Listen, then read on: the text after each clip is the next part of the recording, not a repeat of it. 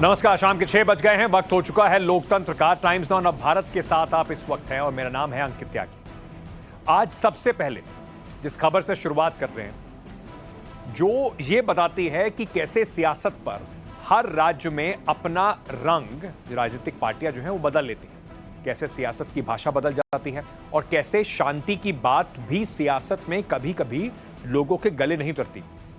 बंगाल चलते हैं, जहां लगातार हिंसा जो है उसको लेकर एक छात्रा ने फेसबुक पोस्ट लिखा और उसमें हिंसा के खिलाफ कुछ बातें लिखी, जिसके बाद बवाल शुरू हो गया। मुर्शिदाबाद की उस छात्रा को न सिर्फ गिरफ्तार कर लिया गया बल्कि उसे जेल भी भेज दिया गया है। सवाल यह है कि आखिर बंगाल की सरकार और बंगाल में पुलिस शांति की बात करने वाले लोगों पर ही डंडा चलाएगी? और इस गिरफ्तारी के बाद सवाल यह भी उठता है कि क्या देश के अंदर दोहरे मापदंड होते हैं जब आप फ्रीडम ऑफ एक्सप्रेशन यानी कि बोलने की आजादी की, अभिव्यक्ति की आजादी की बात करते हैं। एक तरफ मोदी सरकार के ऊपर आरोप लगता है और कई मायने में वो आरोप जायज भी ठहराए जाते हैं। जिस तरीके से लोगों के साथ बर्ताव होता है, एक्टिविस्ट को उठा के बंद कर दिया जाता है, पत्रकारों को बंद कर दिया जाता है, लेकिन आरोप लगाने वाले विपक्षी दल, चाहे वो टीएमसी हो, चाहे महाराष्ट्र में एनसी की सरकार हो, महाआघाड़ी की सरकार हो, और चाहे कांग्रेस शासित राज्य हो, वहां पर क्या अब शांति की बात करना या अभिव्यक्ति की आजादी व्यक्त करना जेल जाने का खतरा नौजवानों के ऊपर ऑपोजिशन के राज्यों में भी मंडरा रहा है? इस रिपोर्ट को देखिए।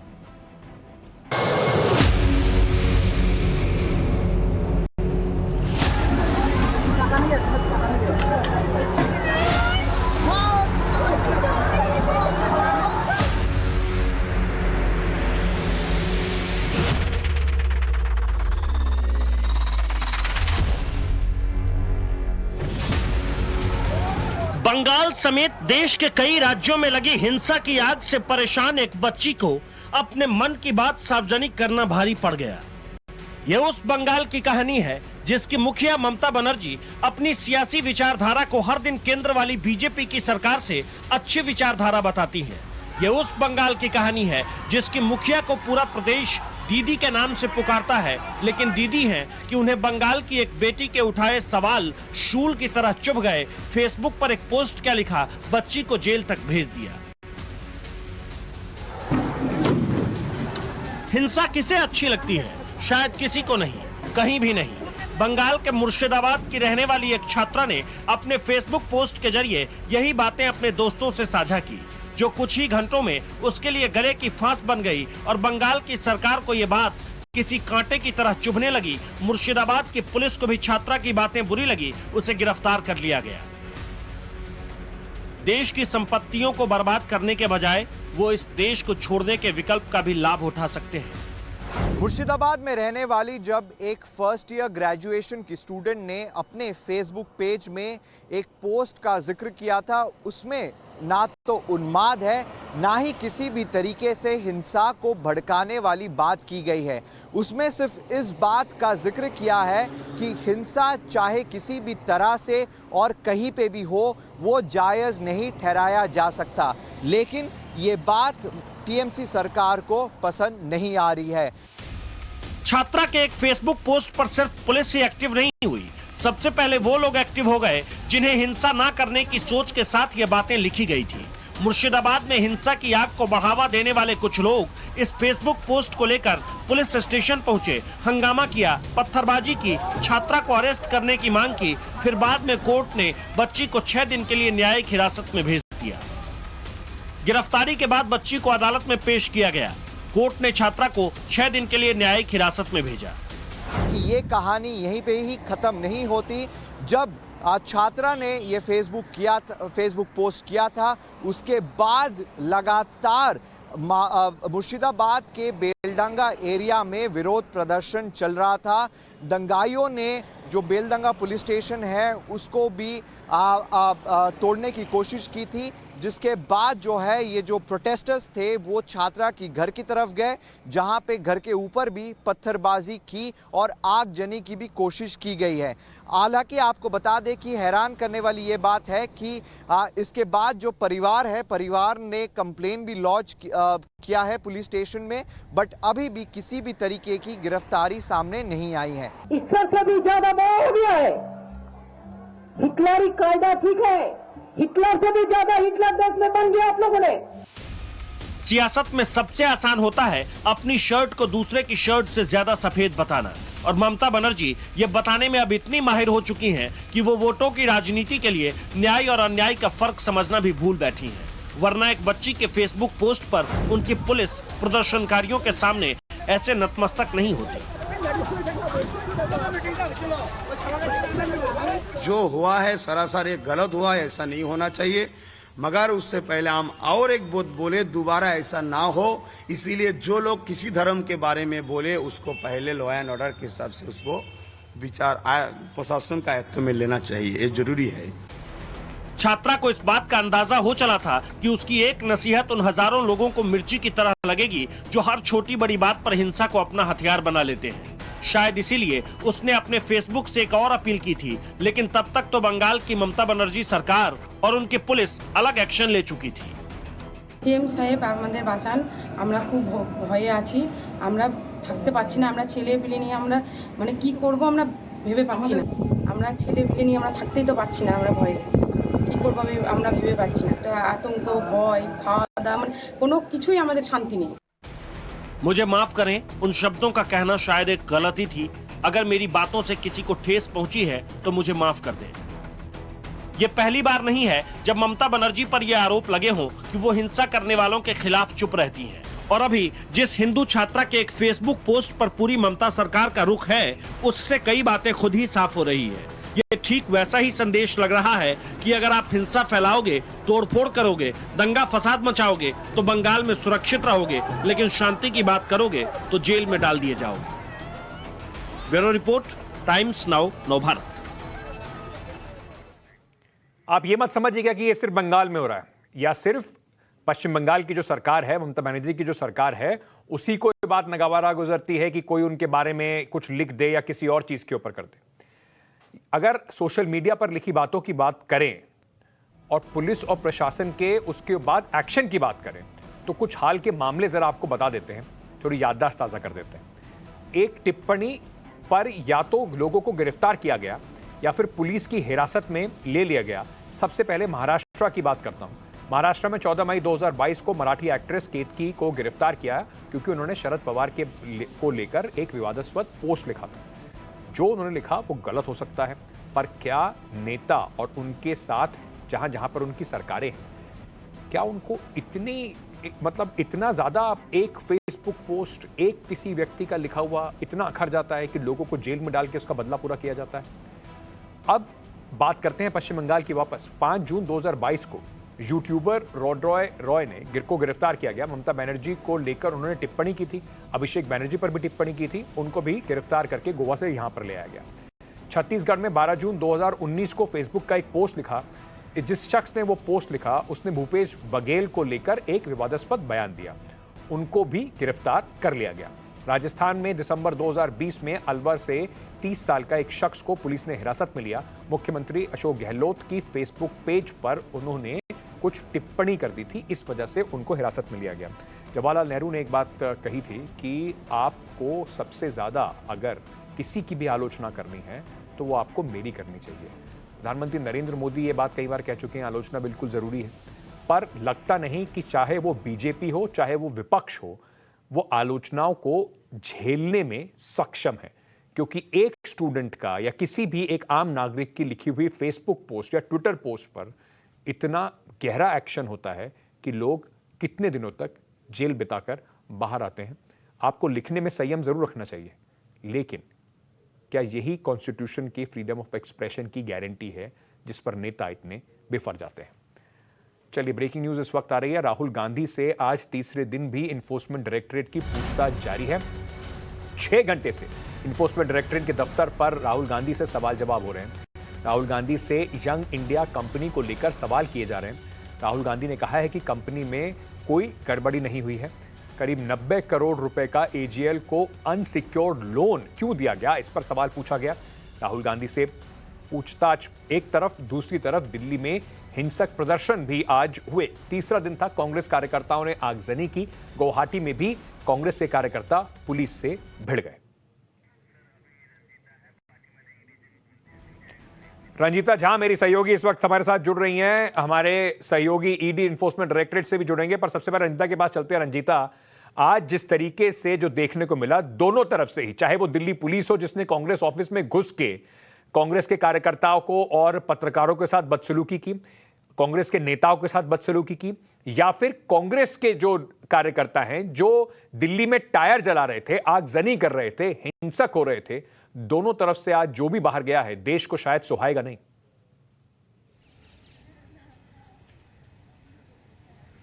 देखिए, निश्चित तौर पर अंकित, जो तस्वीरें आज तीसरे दिन ईडी दफ्तर राहुल गांधी पहुंचते हैं और कांग्रेस के जो कार्यकर्ता है, नेता है, वो जिस तरह से कह रहे हैं कि वो एक शांतिपूर्ण सत्याग्रह कर रहे थे, लेकिन जो तस्वीरें कैमरे में कैद हुई वो सभी दावों को, सभी बयानों को खोल कर रख रही है। जिस तरह के बयान कांग्रेस के नेता दे रहे हैं उस पर कहीं ना कहीं सवाल भी खड़े हो रहे हैं। कांग्रेस के नेता लगातार ये कह रहे हैं कि हम शांतिपूर्ण प्रदर्शन करना चाहते थे, लेकिन कांग्रेस मुख्यालय तक उनको आने की इजाजत नहीं दी जा रही थी। सभी नेताओं को किस तरह से अलग अलग थानों में डिटेन करके रखा जा रहा था। लेकिन आज की जो तस्वीर जिसका जिक्र अंकित आप कर रहे हैं, पुलिस की तरफ से यह दावा किया जा रहा है कि पहले कांग्रेस के नेता बाहर आकर उसी तरह से नारेबाजी और धारा 144 का उल्लंघन कर रहे थे, जिसके बाद वो ये सब तमाम चीजें करके कांग्रेस मुख्यालय के अंदर आ रहे थे और उसी पर कार्रवाई करने के दौरान जो पुलिस, जो प्रशासन है वो अंदर की तरफ घुसती है और वो पूरी तस्वीर जो है वो हम देख रहे हैं। अब सवाल ये उठ रहा है कि एक दूसरे पर आरोप प्रत्यारोप लगाने वाले कांग्रेस के नेता हो या फिर पुलिस, दिल्ली पुलिस, दोनों ही दागदार नजर आ रही है, दोनों ही सवाल के घेरे में है। लेकिन ये कि क्या शांतिपूर्ण प्रदर्शन का ये जो तीसरे दिन जो चेहरा दिखा है कांग्रेस कार्यकर्ताओं का, टायर जलाते हुए, पुलिस के साथ धक्का-मुक्की करते हुए, प्रशासन के साथ जिस तरह से हिंसक रूप में कांग्रेस के कार्यकर्ता नजर आए, उसमें सवाल कांग्रेस नेताओं पर भी पूछे जा रहे हैं। हालांकि उनके पास जवाब नहीं है। वो और रंजीता, कुल मिलाकर बात ये भी है कि आज तीसरा दिन हो गया। राहुल गांधी को कल भी बुलाया जा सकता है, परसों भी बुलाया जा सकता है। क्या देश में कांग्रेस की जहां पर दो सरकारें हैं, उनके मुख्यमंत्री और बाकी सारे नेता सब काम छोड़कर सिर्फ राहुल गांधी के लिए प्रदर्शन ही करेंगे, या अपने राज्यों में, अपने जिलों में, अपने इलाकों में जाकर जनता की बात भी सुनेंगे, उसकी बात को भी आगे बढ़ाएंगे? बहुत बहुत शुक्रिया रंजीता जुड़ने के लिए हमारे साथ। साथ ही साथ दिल्ली पुलिस ने जिस तरीके का व्यवहार किया उससे लगता यही है कि सरकार ने भी ठान ली है कि बिल्कुल बिना किसी संकोच के, बिना ये सोचे कि लोकतंत्र में प्रदर्शन करने की अनुमति दे देनी चाहिए, सरकार भी डंडा बल प्रयोग कर रही है। नेशनल हेराल्ड केस की ही बात करते हैं। तीसरे दिन आज राहुल गांधी से पूछताछ जारी है। दूसरी तरफ कांग्रेस कार्यकर्ताओं का हंगामा भी जारी है, जैसे आपको भी बता रहे थे। क्या रही आज की सबसे बड़ी तस्वीरें इस पूरे खेल में, इस रिपोर्ट में देखिए।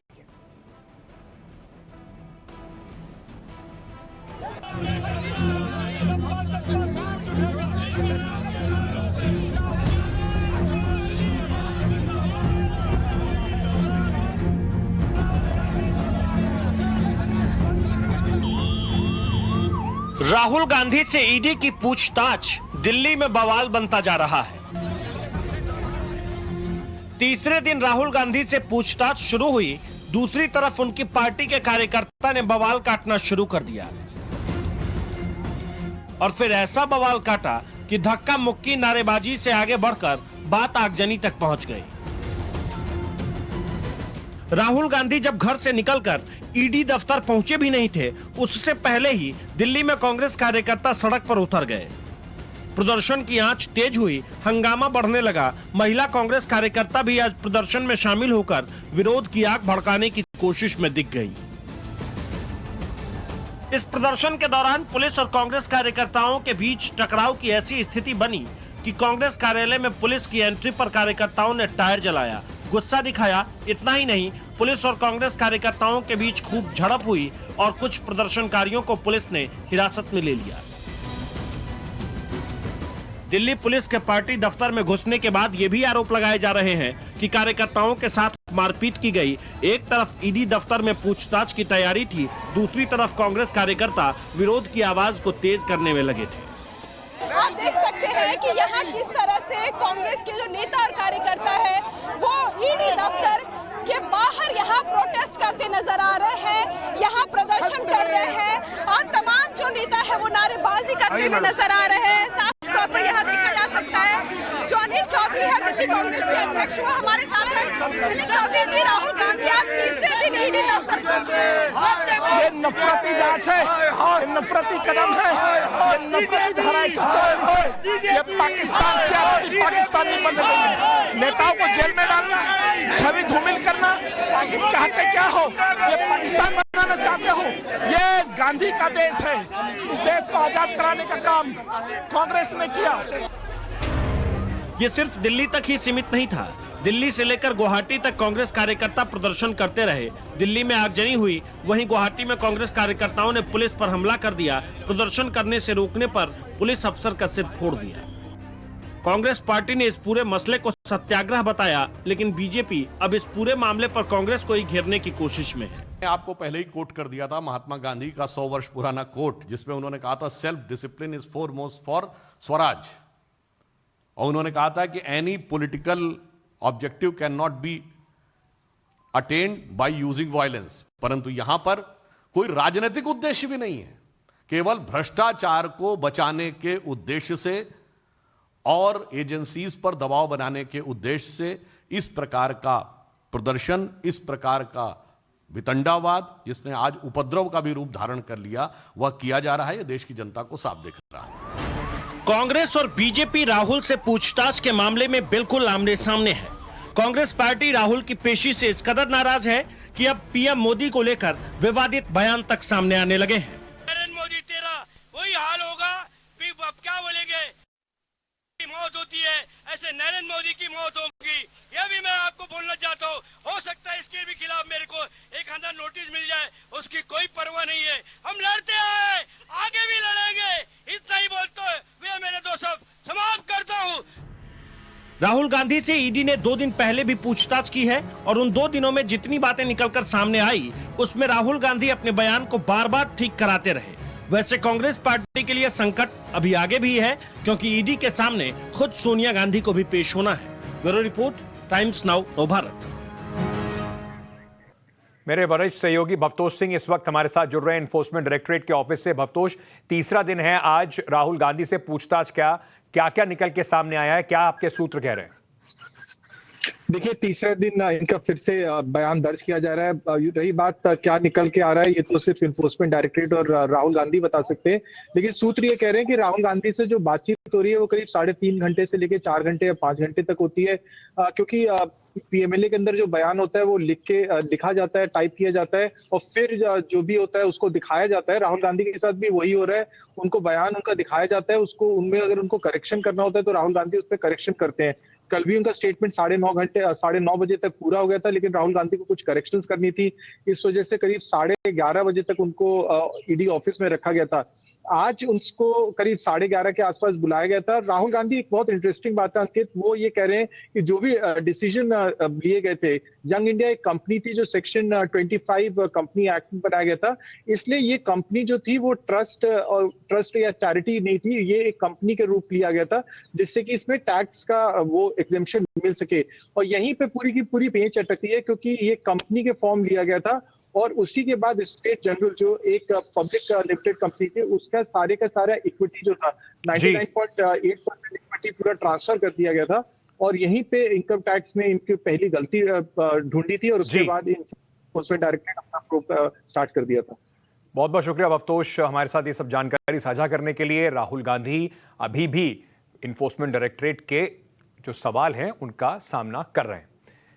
एक और ब्रेकिंग न्यूज पर चलते हैं। राष्ट्रपति चुनाव को लेकर जबरदस्त सरगर्मी बढ़ती गई। आज विपक्ष की एक बैठक बुलाई गई थी, ममता बनर्जी ने इस बैठक को बुलाया था। बैठक के बाद ममता बनर्जी ने कहा कि विपक्ष में एक संयुक्त उम्मीदवार होगा। एक उम्मीदवार पर विपक्षी दलों की सहमति बन गई है। बैठक में शरद पवार का नाम प्रस्तावित किया गया। लेकिन शरद पवार ने राष्ट्रपति चुनाव लड़ने से मना कर दिया है। उधर सूत्रों के हवाले से खबर आ रही है कि राष्ट्रपति चुनाव के लिए फारूक अब्दुल्ला और गोपाल कृष्ण गांधी का नाम भी चर्चा में है। एक तरफ ममता बनर्जी कहती हैं कि विपक्ष का एक ज्वाइंट उम्मीदवार होगा, वहीं आज इस मीटिंग में अगर विपक्षी दलों की बात करें तो उसमें Congress, CPI, CPIML, CPRSP, Shivsena, NCP, RJD, SP, National Conference और पीडीपी जो हैं, कई सारे दल जो हैं वो आज इसमें पहुंचे नहीं थे। सुनते हैं पहले ममता बनर्जी ने क्या कहा, फिर आपको इसके बारे में और भी जानकारी देंगे। महत्वपूर्ण चीज यही है कि हम लोगों ने हर important political parties they send their representation, और बहुत सारे सीनियर लोगों ने भी आए थे। आप पहले कभी नहीं देखा अखिलेश और Mufti ji, all they came this meeting. So there are so many party, even CPM, CPI, RSP, Congress, the Shivsena, the DMK, like this, so many party, NCP, Trinamool Congress, all they were there. So only 1-2 party may be left out because they have some reason, maybe they are busy or sometimes. But all we have decided, there will be only one consensus candidate. Even all the members of the meeting, they unanimously suggested Sharad Pawar's name. Unanimously. If Sharad Pawar ji is agreed is okay, but he said he is not interested. But then we will do it. So when he is not, if he is agreed, everybody will give him support. And if not, then the name should be come from the political parties. They will consult Sharad ji, consult with others, and then it will be. मेरे सहयोगी कुंदन इस वक्त हमारे साथ दिल्ली से जुड़ रहे हैं। कुंदन लगातार आज इस मीटिंग पर नजर रखे हुए थे। कुंदन, खास बात यह नहीं थी कि कौन कौन पहुंचा, नजरें इस पर थी कौन नहीं पहुंचा। वाईएसआरसीपी ने कहा हमें बुलाया नहीं था, टीएमसी ने उस पर चिट्ठी जारी कर दी कि इनविटेशन उनको भी गया था। कुल मिलाकर समीकरण बन क्या रहे हैं?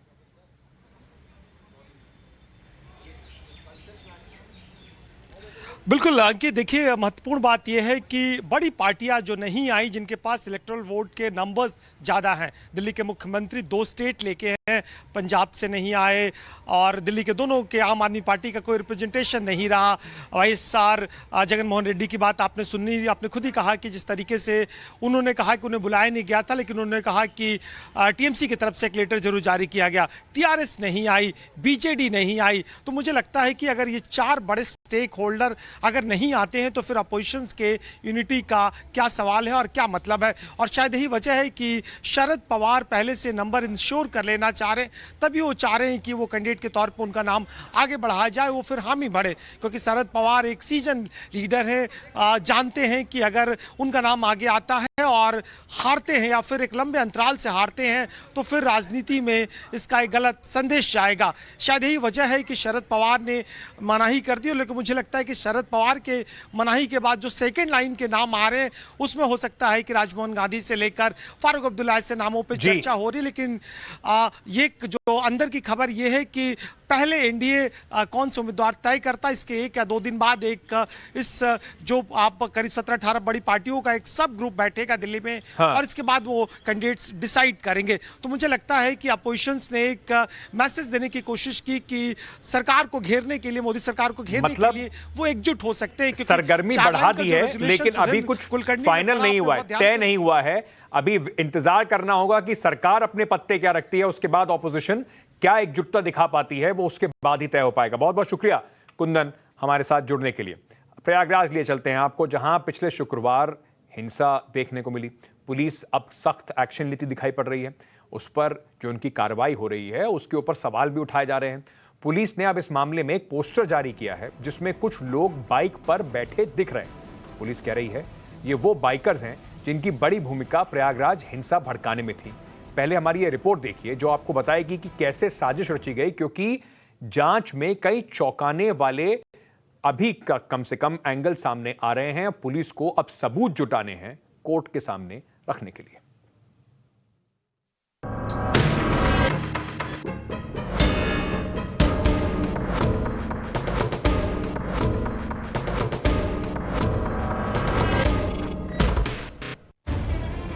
जरा इन चेहरों को गौर से पहचानिएगा।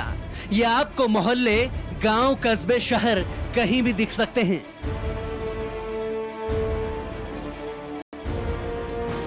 प्रयागराज के पुलिस ने इन सभी के चेहरों के पोस्टर चिपकाकर शहरों में बांट दिए हैं ताकि लोग पहचाने और जान पाएं कि ये वही चेहरे हैं जो बाइक पर बैठकर शहर में अमन और शांति को भंग करने की साजिश कर रहे थे। पहले एक एक करके इन सभी के चेहरों को देखिए। कोई बाइक पर अकेले है तो किसी की बाइक पर एक साथ 2 लोग हैं।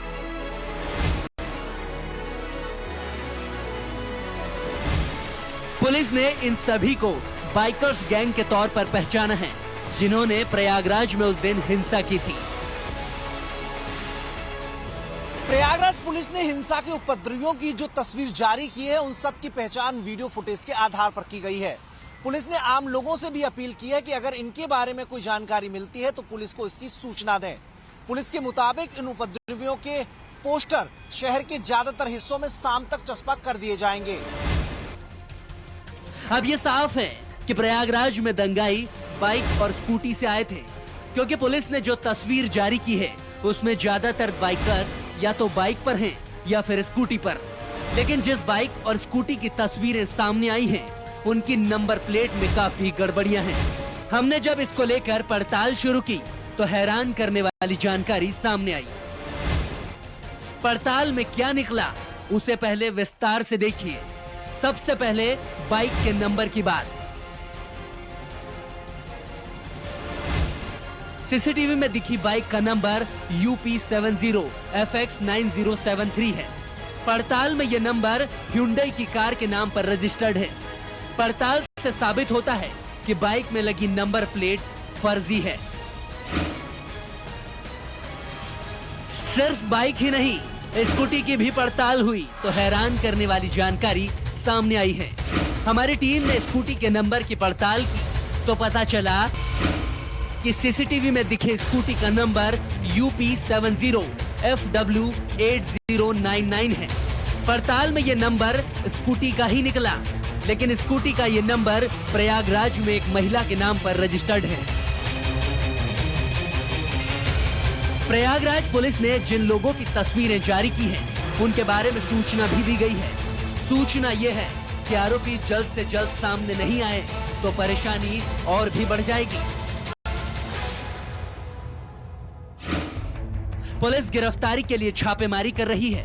आरोपी आत्मसमर्पण नहीं करेंगे तो एक्शन होगा। आत्मसमर्पण या गिरफ्तारी नहीं होने पर कुर्की की जाएगी। प्रयागराज पुलिस ने कुर्की की तैयारियां भी तेज कर दी है। प्रयागराज में हिंसा के सिलसिले में 3 मुकदमे दर्ज हुए थे, जिसके बाद से लेकर अब तक 90 से ज्यादा लोगों की गिरफ्तारी हो चुकी है। बाकियों की तलाश में पुलिस जिस तेजी से लगी है और पोस्टर जारी कर रही है, उससे यह तो तय है कि बाकी आरोपी जल्द ही पुलिस की पकड़ में होंगे। प्रयागराज पुलिस हिंसा में हुए नुकसान की भरपाई में जुटी हुई है, खासकर उन गाड़ियों के नुकसान की भरपाई जिन्हें जुम्मे की नमाज के बाद हुई हिंसा में नुकसान पहुंचाया गया। इसके लिए बाकायदा हिसाब किताब किया जा रहा है ताकि पता चल सके कि कितने का नुकसान हुआ और उपद्रवियों से कितने की वसूली की जानी है। दिल्ली से एक डराने वाली ब्रेकिंग न्यूज आ रही है। दिल्ली में कोरोना के जो केस हैं वो एक बार फिर से तेज गति से बढ़ रहे हैं। 1300 पार हो गया है कोरोना संक्रमण की दर, 60% पहुंच चुकी है। 1300 लोग पिछले 24 घंटे में कोरोना की चपेट में आए। 1375 अगर मैं आपको बिल्कुल एग्जैक्ट नंबर बताऊं, दिल्ली में इस वक्त कोरोना के 3643 एक्टिव केसेस हैं। संक्रमण दर 60% पहुंच चुकी है। अपना ध्यान रखिए, एक बार फिर से मास्क पहनना शुरू कीजिए, क्योंकि दिल्ली के अंदर एक बार फिर से ऐसा लग रहा है कि कोरोना की जो दर है वो बढ़ती जा रही है। छोटा सा ब्रेक ले रहे हैं, वापस आ रहे हैं। खबरों का सिलसिला लोकतंत्र पे जारी है।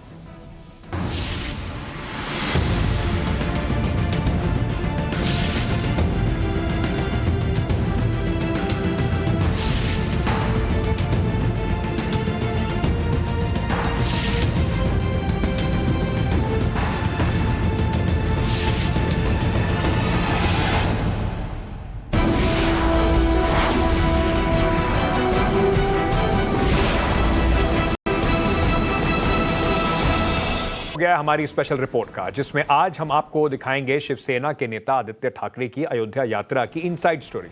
दरअसल महाराष्ट्र की सियासी लड़ाई उत्तर प्रदेश की अयोध्या तक आई। मुद्दा वोट बैंक का है। हिंदुत्व की विचारधारा की सबसे अग्रणी पार्टियों में एक शिवसेना। ऐसे में सवाल है कि भगवान राम की याद उन्हें अब क्यों आए। लेकिन हिंदुत्व या हिंदू वोट बैंक किसका है? क्या किसी का एक छत्र राज है उस पर? क्या वोट बैंक की मजबूरी के लिए राम दरबार में हाजिरी लगा रहे हैं शिवसेना के युवराज?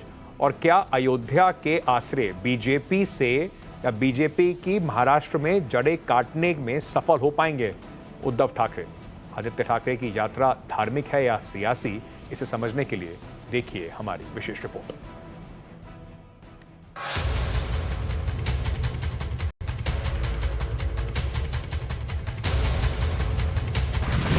महाराष्ट्र की सियासी लड़ाई, शिवसेना को अयोध्या याद आई।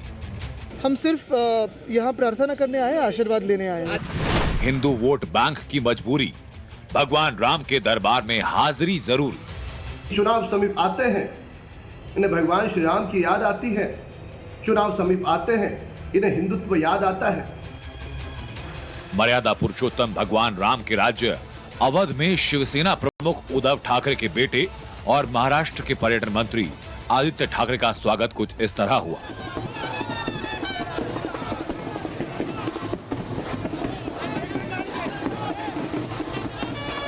भजन की ये धुन इसी साल 2022 के चुनावों में यूपी वालों के मन में ऐसी रची बसी कि योगी आदित्यनाथ की अगुवाई में बीजेपी ने चुनावी कामयाबी का नया इतिहास लिख दिया। ऐसे में महाराष्ट्र में हिंदुत्व के मुद्दे पर बीजेपी के नॉन स्टॉप हमले झेल रही शिवसेना की इस अयोध्या यात्रा का मकसद आस्था से ज्यादा सियासी है, इससे इनकार नहीं किया जा सकता। लेकिन जूनियर ठाकरे हैं कि कैमरे पर इकरार करने से परहेज कर रहे हैं। हमारा पॉलिटिक्स सिंपल है, हमारा हिंदुत्व साफ है। रघुकुल रीत सदा चली आए, प्राण जाए पर वचन न जाए। भगवान श्री राम हो, सीता मैया हो, भरत जी हो, हनुमान जी हो, सभी हमारे दिलों में है। हमें राम राज्य स्थापित करना है, हमारे हाथों से अच्छी सेवा हो, लोगों की सेवा हो, इसलिए हम यहाँ आते हैं। ये कोई चुनावी मामला नहीं है, ना कोई राजनीतिक विषय है।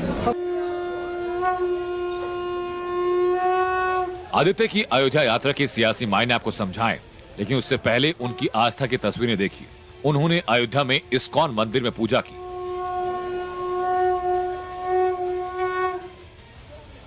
फिर हनुमानगढ़ी के दर्शन किए,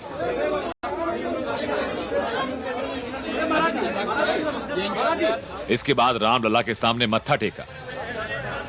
अयोध्या ऐसी जगह है कि भारत की आस्था से जुड़ी हुई है और यही आस्था हमारे में दिल में है।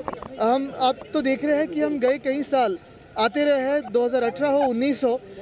2018 में जब पहली बार आए थे तब यही कहा था, पहले मंदिर फिर सरकार। फिर कोर्ट के जो ऑर्डर है उससे बाद मंदिर का निर्माण शुरू हुआ है। हम सिर्फ यहाँ प्रार्थना करने आए, आशीर्वाद लेने आए। मुझे लगता है मैं किसी आरोप प्रत्यारोप में जाऊंगा नहीं। ये भूमि राजनीतिक नहीं, ये राम राज्य की भूमि अयोध्या है। यहाँ से सिर्फ जैसे मैंने कहा कि भारत की आस्था से जुड़ी हुई है, हमारी भी आस्था यहीं पे है और यहाँ हम दर्शन लेने आए हैं।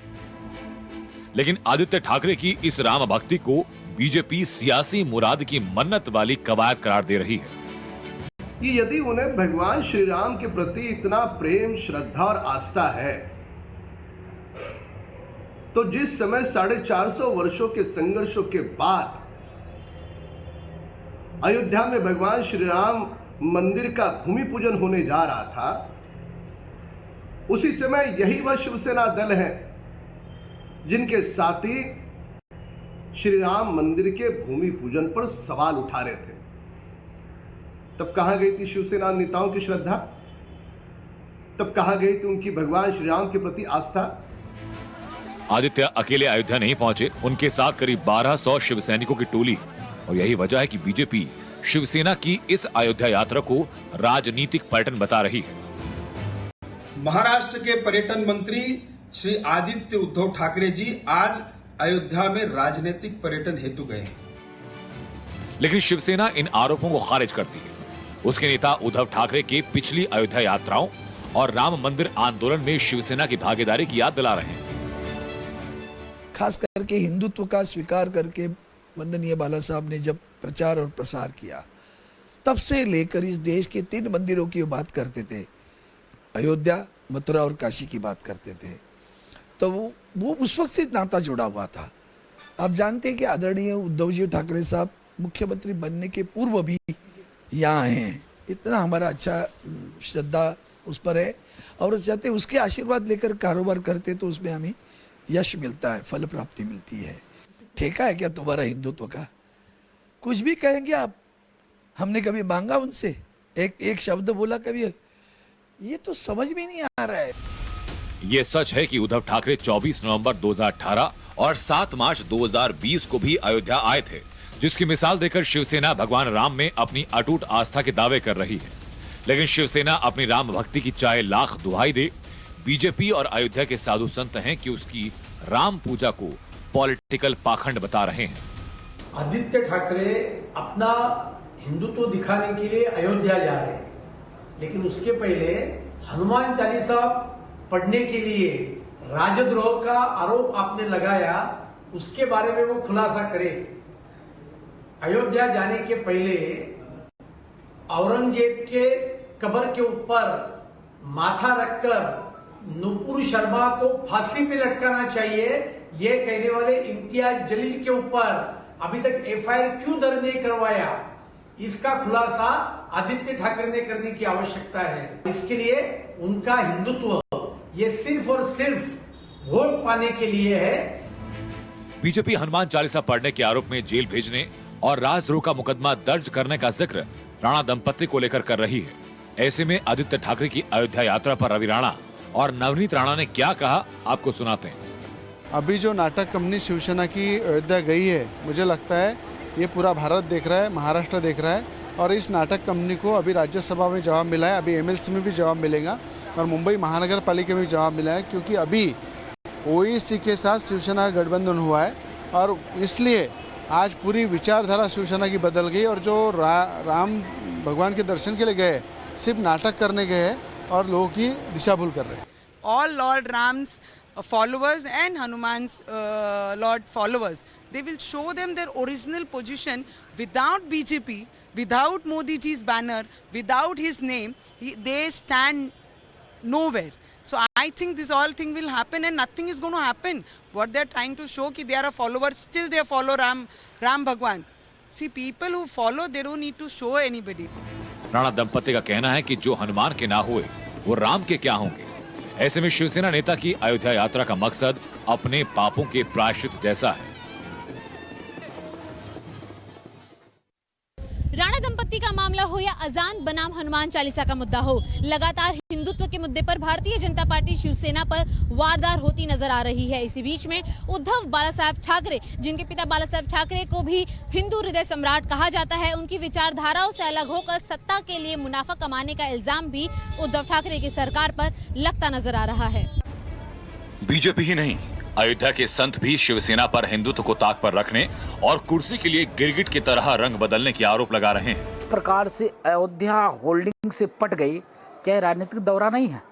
कहने का मतलब अयोध्या सबका है, आवे स्वागत है, हम सम्मान करते हैं, लेकिन यह डुग्गी पीट कर, ये भोंपू बजाकर और पोस्टर से पाट कर आना क्या राजनीतिक दौरा नहीं हो गया? तो ऐसे कालिमियों से सावधान रहने की जरूरत है। जो लोग महाराष्ट्र में हनुमान चालीसा पढ़ने पर 14 दिन का जेल होता है और आतंकवादी वाला जो है कानून उसके ऊपर लाद दिया जाता है, वो अयोध्या आकर क्या बताना चाहते हैं? हिंदू हृदय सम्राट बाला साहेब ठाकरे के द्वारा बनाई गई शिवसेना पार्टी अब तुष्टीकरण के दलदल में धंस चुकी है और जिस तरह से मुनि पुलस्त्य के नाती ऋषि विशिश्रवा का पुत्र रावण राक्षस हो गया था, उसी तरह से उद्धव ठाकरे राक्षस हो गए हैं।